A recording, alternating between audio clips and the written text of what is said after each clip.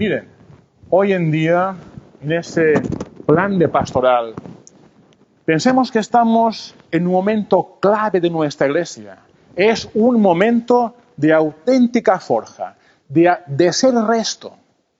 De nosotros depende que en el futuro pueda haber Iglesia.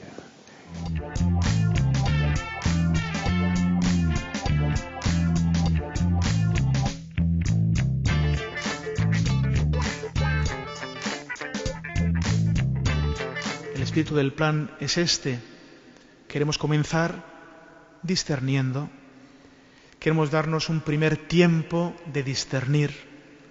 El primero sería eso, escuchar y acoger. Hain zuzen, egunoka egin duguna. Alkar entzun, hartu, ikasi, tailer batzuetan etxerako lanak beheragoan ditugu, hori da egunoka egin dugun ariketa.